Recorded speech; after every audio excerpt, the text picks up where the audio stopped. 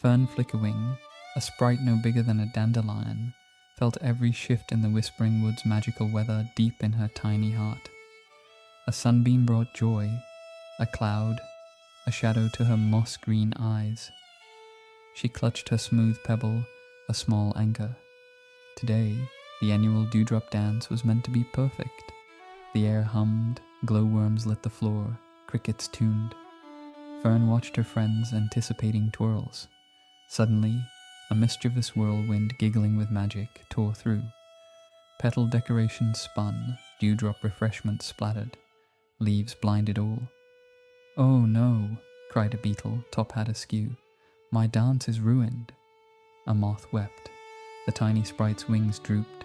Worry washed over her, mirroring upset faces. "Why always this chaos?" she fretted. If only the woods were calm, everyone would be happy, but they never stayed calm. A sigh escaped her. She couldn't control the wind, rain, or sun, but perhaps another way to peace, even when the world spun. A flicker of an idea guided her thoughts to the ancient tree spirit. Her tiny feet, usually hesitant, now felt purpose. She would seek the ancient tree spirit. Her journey was a winding path through ancient roots. The air grew cooler, imbued with damp earth and quiet. She arrived at the clearing where the majestic ancient tree spirit stood. Its amber eyes, deep pools of calm, regarded the tiny sprite. "Little Flickerwing," the tree spirit's voice was a soft rustle. "Your worry precedes you like a cloud." The tiny sprite fidgeted, clutching her pebble. "Ancient tree spirit, the woods, the weather, it makes everyone so unhappy. And me, how do you stay peaceful?" The tree spirit extended a branch. "You cannot control the wind, little one, but you can adjust your own sails." The tiny sprite blinked. "The weather is like life, little one. It will always change, sunny or stormy, but your inner garden, your heart, can remain calm, regardless of the sky." "But how?" the tiny sprite whispered. "By choosing your response," the tree spirit explained. "Observe. Watch how the sturdy oak endures the gale, while the nimble reed sways. Both find their way. The storm is not the problem, how you meet it is." The tiny sprite nodded slowly, words settling like dew. It wasn't about stopping storms, but changing her. She thanked the ancient tree spirit, a new light in her eyes, and turned, her small mind buzzing with this profound wisdom. Days after the tiny sprite's visit, the Whispering Woods plunged into a new challenge. An icy rainstorm descended, relentless, chilling, seeping into every nook. The sky turned dismal grey. The vibrant forest floor grew slick and cold. The tiny sprite huddled under a broad mushroom cap, wings tucked tight. The constant patter, the damp chill, and sight of miserable friends gnawing on cold berries chipped at her resolve.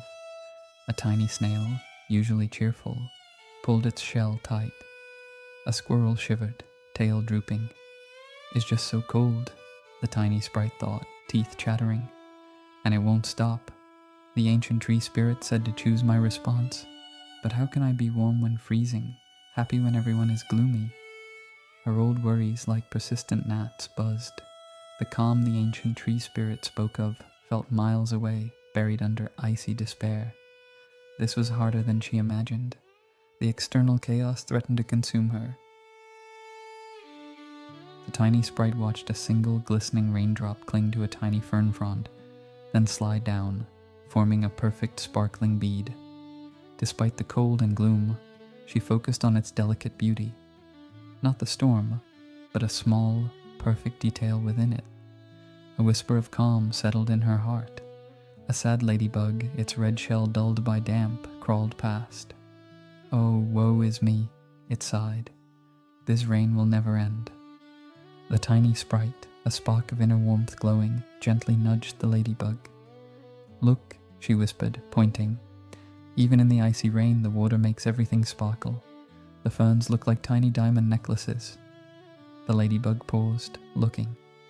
Its antennae twitched, a tiny, almost imperceptible smile touching its face. "They do," it murmured, wonder in its voice. I hadn't noticed. The rain still fell, but the tiny sprite no longer felt entirely consumed. She felt the chill, and worry might always be part of her, but she understood. She could choose to notice the diamond necklaces, the sturdy oak's resilience, the reed's graceful sway. She could choose her sails.